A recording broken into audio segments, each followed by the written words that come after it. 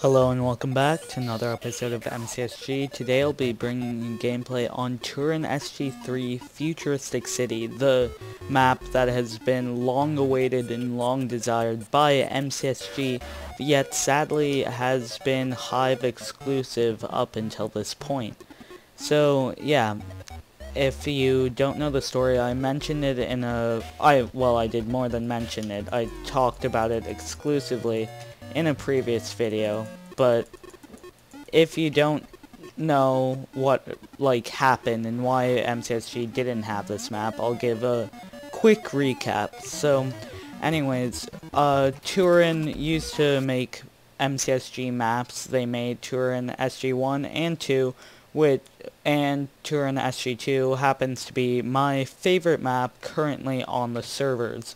So yeah, they were amazing map builders and heralded by pretty much everyone who played MCSG as the best builders on the servers. Like, a lot of people wanted them to become the official build team of MCSG.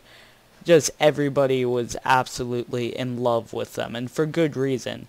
But, however, they saw this love and thought that warranted them VIP, which I personally agree with, but Chad, however, did not. So, yeah, Chad denied their request for VIP, and they then left for the Hive, where they were offered VIP, as well as just having a better relationship with the higher staff there.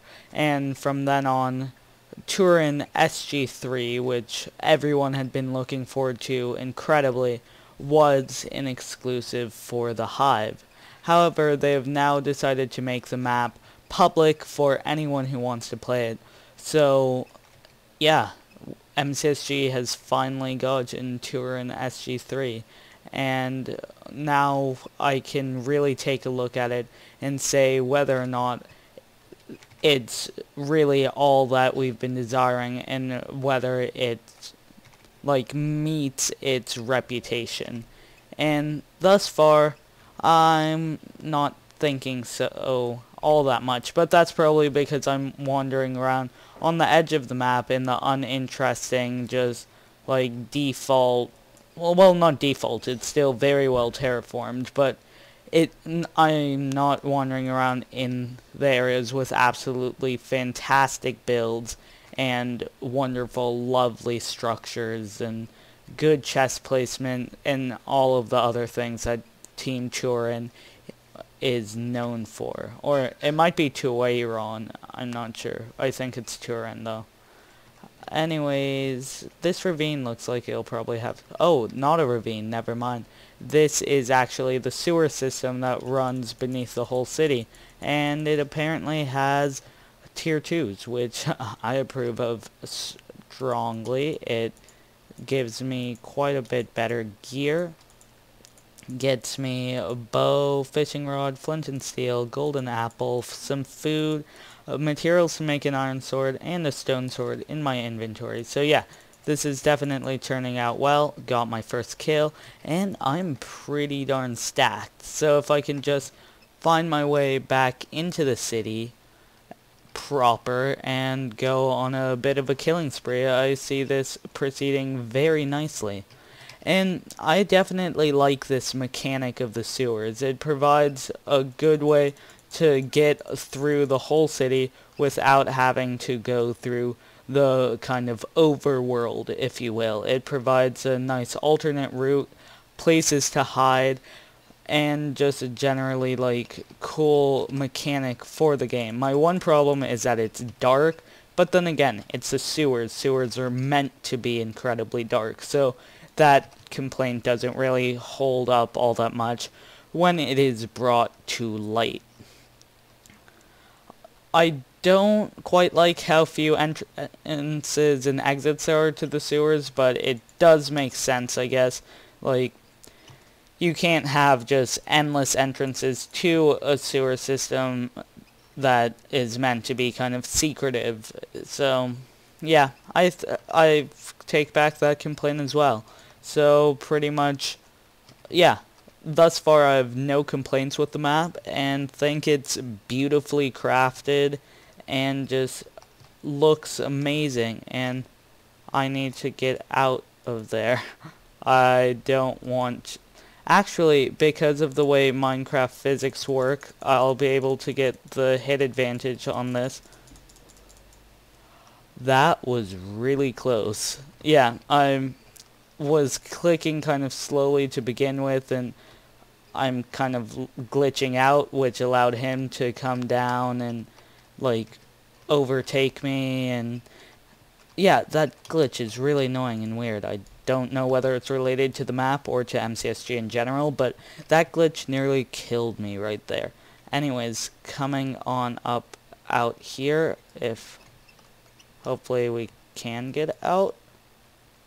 You would think you would be... Okay, there. That's a kind of glitchy thing, so not a big fan of that. Ah, these are not the droids you're looking for. That's Star Wars reference. So yeah, I definitely approve of Team Teweran's sense of humor, their Easter eggs, and their builds are just so amazing. However, I do have to talk on the subject of gameplay. So, these builds are fantastic. Like, it can't be denied. Like, the terraforming is amazing, the buildings are great, it's an amazing looking map. But at least thus far, I'm not a big fan of the gameplay. Like, I want that arrow. A lot of the builds that have been created seem to have been created for the primary purpose of looking really good without really taking into consideration the gameplay aspects that go along with it. Like here with these lowered bridges, like they look good, they add to the whole atmosphere and they fit perfectly in, but then if you fall down on it, there's no way back up and you have to jump down. That may have been a deliberate decision, but it also seems like one that kind of detracts from the corn, at least in my opinion. Like here, I'm completely trapped. And then jumping down here, again, it looks great, but once you're down here, the only ways to get back up are through these pillars, which are really easily camped from the top, which allows people to have too much of a stranglehold on corn. Also, having crafting tables down below here means that people really don't have the same drive to go up to corn until refill. So it doesn't create as much of what's it called? A hotspot. So, yeah. Corn is not really something I'm all that happy with, even though it looks absolutely fantastic. Another thing is these buildings. Like, if you know from SG2, massive buildings are going to be the main draw to inexperienced and or just generally newbie players. They're going to try and climb the tallest buildings they can and try and get all the chests they can from them when they often don't have that many. So, with just, this may be a personal opinion, but with massive buildings, you should have, like, a kind of discouragement to go into them. They just drag out the games. They aren't interesting as hotspots, like, just a big building. Like, it might look fantastic, but it'll look just the same as all the other big buildings. It isn't like a hotspot like, oh, I'm at the helicopter. The helicopter is a very clear, defined hotspot. Like, that should be a central position of chests. That should be where tier 2s are clustered and where people go to find, like, massive battles and good gear. They shouldn't be coming into buildings. Like, that's one of my major complaints with SG2, which is one of my favorite maps. Like, people just go and hide in buildings and then you don't find them for the whole match.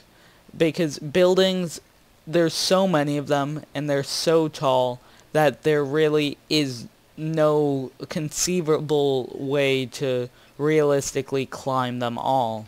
And as you can't climb them all, there's no point of climbing any of them, because people could be in absolutely any of them, and yeah, there's no distinguishing factors between them. There's no hotspots created by having massive buildings.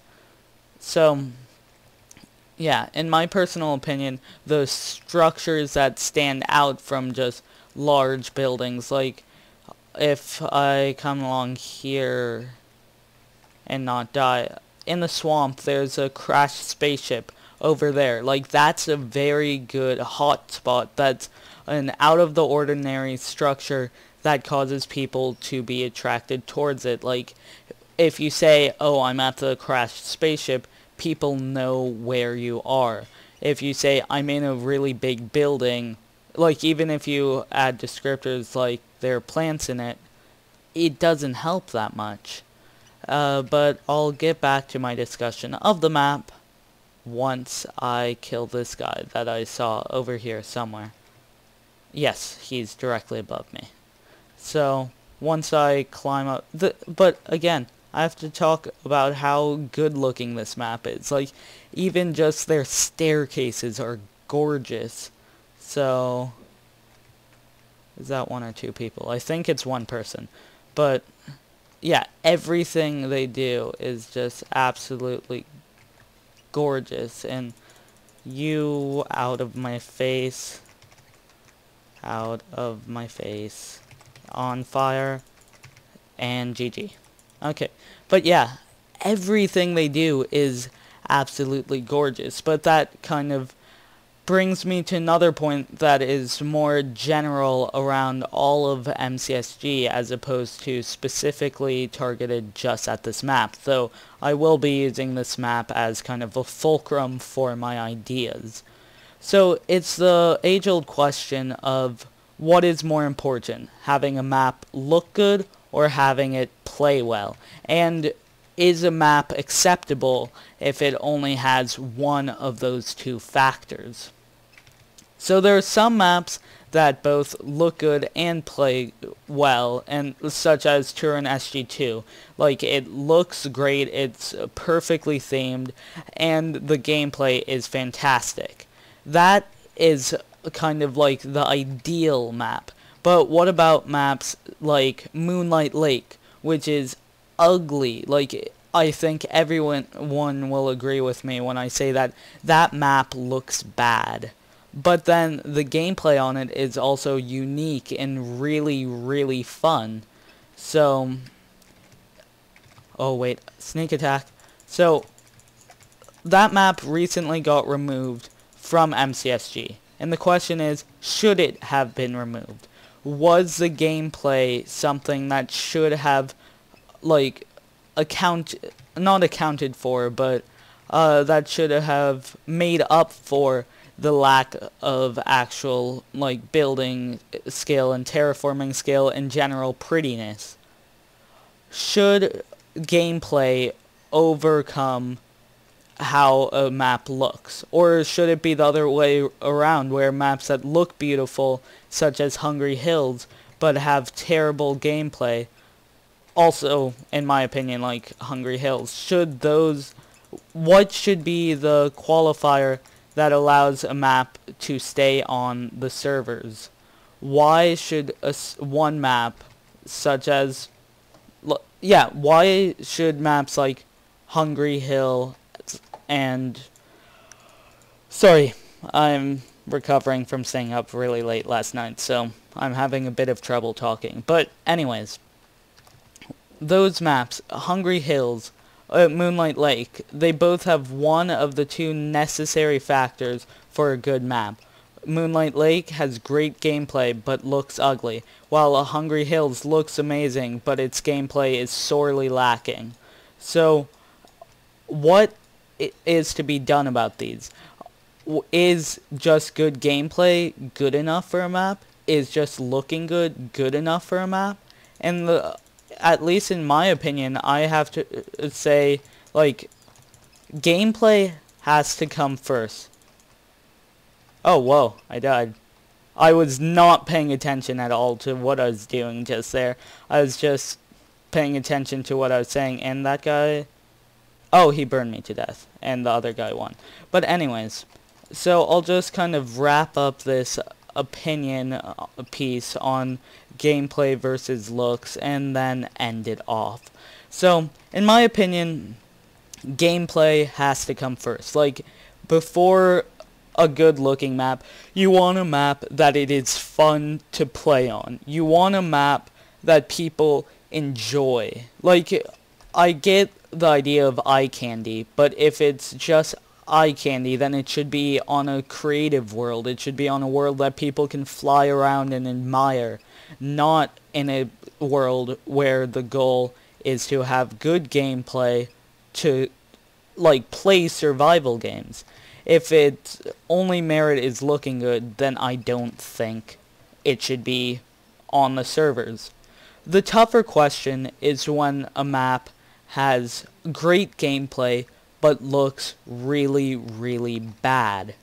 This is a lot tougher because gameplay is what MCSG is about. Like, that is what any game is about. Gameplay is ultimately what matters more than anything. But there's also the idea that a server needs to keep an image, or like standards, if you will.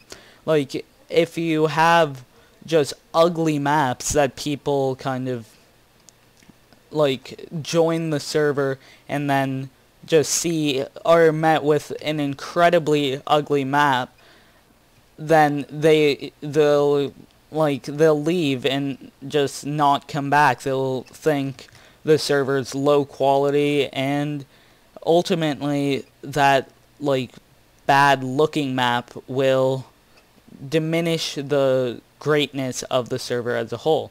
But it's also really enjoyable to play on, so it's a really close run thing, like much more so than maps that only look good. And ultimately, I would have to say actually that bad looking maps that have good enough gameplay to really entice everybody who plays on it, or at least a vast majority, as everybody will never be pleased, I think they should stay on. I don't think there should be many exceptions to the rule that maps should look good. I think that the majority should still be good looking and good playing maps.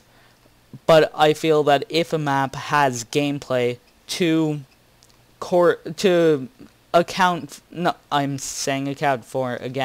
make up for its lack of actual good looks, then I think it should be accepted. So yeah, that's just been a brief look at Teweran SG3, a recap on the whole deal with Team Teweran, and an opinion piece on the difference between maps that look good and play badly and maps that play well and look terrible. So please like, favorite, comment, and subscribe if you enjoyed, and I'll see you next time. Bye.